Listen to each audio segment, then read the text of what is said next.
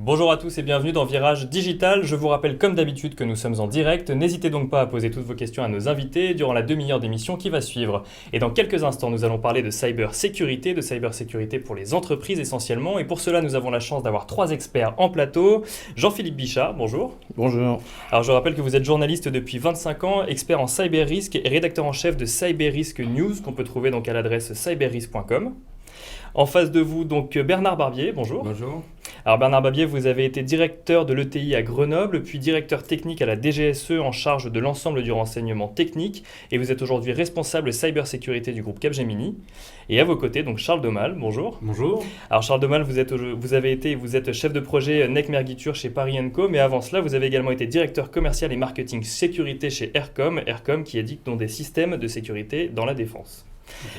Alors on va parler donc de tout cela dans un instant. Nous serons également rejoints un petit peu plus tard par Yassir Kazar qui viendra nous présenter Yogosha. Mais tout de suite, je vous propose de passer à la première partie de cette émission, la revue de presse.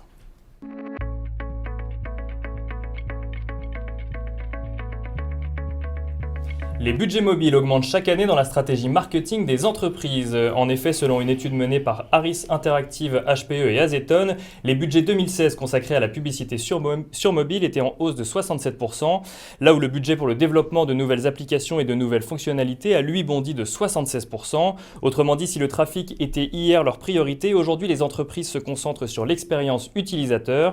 Et justement, dans ce domaine, la personnalisation et l'expérience client sont au cœur des préoccupations puisque cette dernière, justement, est le principal objectif du marketing mobile pour 76% des annonceurs.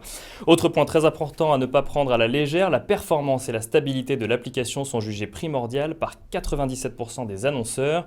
Beaucoup de chiffres donc, mais une tendance à retenir et à suivre puisque 80% des annonceurs aujourd'hui utilisent des SDK, des kits de développement logiciel, mais seule la moitié d'entre eux en sont satisfaits.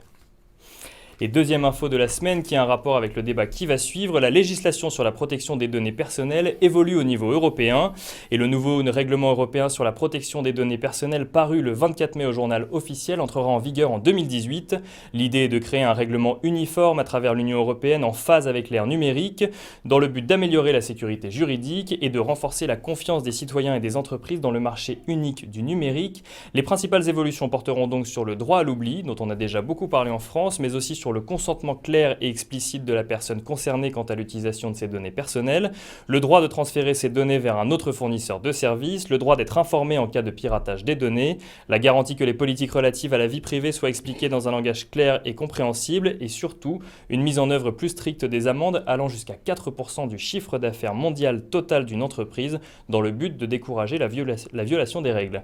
Et alors messieurs, je me retourne vers vous, peut-être vers vous Jean-Philippe en premier, cette nouvelle législation, qu'est-ce que ça vous évoque ? C'est important pour les entreprises parce que d'abord il y a une prise de conscience qui va se faire au plus haut niveau, donc je pense notamment au niveau de la gouvernance, puisqu'on a vu qu'aux États-Unis il y avait déjà eu des problèmes et des directions générales qui avaient été obligées de démissionner. Donc là je pense qu'aujourd'hui il va y avoir la même prise de conscience mais en Europe. C'est intéressant aussi de voir que la réglementation, pour une fois, ne rattrape pas totalement, mais a tendance à devancer un certain nombre de choses. Elle anticipe c'est pas mal, elle anticipe. Ce qui est assez rare, mais bon, il faut féliciter les juristes de ce côté-là. Et puis enfin, bon, c'est un renforcement de la sécurité à tous les niveaux. Il y a aussi une chose très importante, c'est la notion de transparence des sous-traitants. Et donc là-dessus, il y aura aussi un peu plus de visibilité normalement. Bernard, qu'est-ce que ça vous évoque ? Pour moi, c'est assez fondamental pour une entreprise comme Capgemini.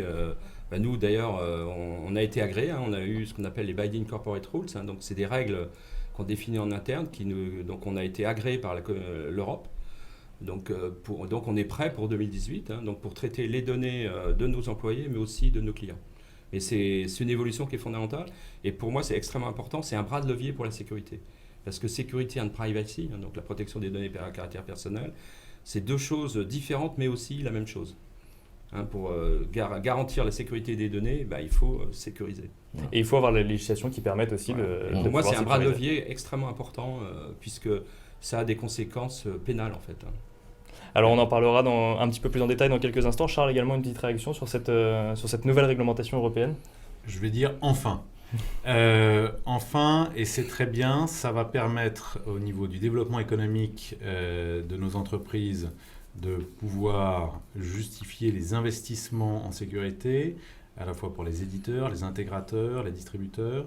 Et la deuxième chose, les entreprises françaises et européennes vont pouvoir se différencier sur la place mondiale grâce à ces attributs de protection des données personnelles et de sécurité. On sera le continent et le pays avec les règles les plus fortes et les plus exigeantes en termes de sécurité des données personnelles. Et c'est tant mieux, et on pourra à ce moment-là rivaliser avec d'autres continents en mettant en avant cet attribut-là.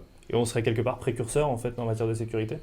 On serait, d'un point de vue, on va dire, implication dans la réglementation, les conséquences pour la gouvernance, alors, précurseur, on serait sans doute parmi les premiers au monde, et donc le continent européen pourra se prévaloir de cette chose-là.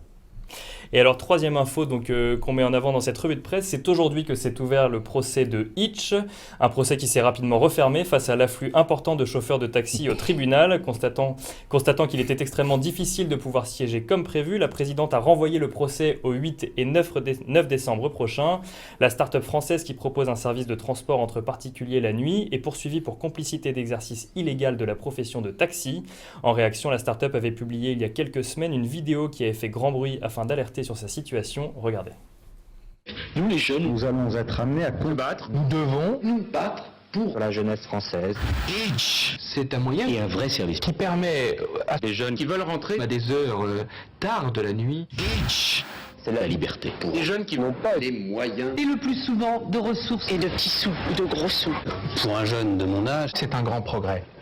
Et la question qu'on peut se poser, qui est la question que tout le monde se pose, pourquoi Le gouvernement nous impose ce choix de mourir en respectant les règles ou bafouer les règles et continuer à vivre.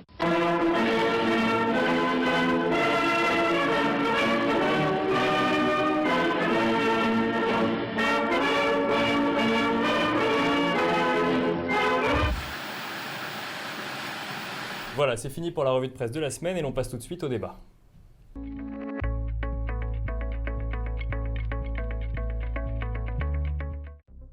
Demain appartient aux plus rapides. Pour vous aider à aller toujours plus vite, nous avons créé une nouvelle entreprise totalement dédiée à l'avenir de votre secteur. Où les hommes, la technologie et les idées font avancer le monde ensemble. Accélérer l'innovation, accélérer le changement, accélérer l'avenir. Hewlett Packard Enterprise.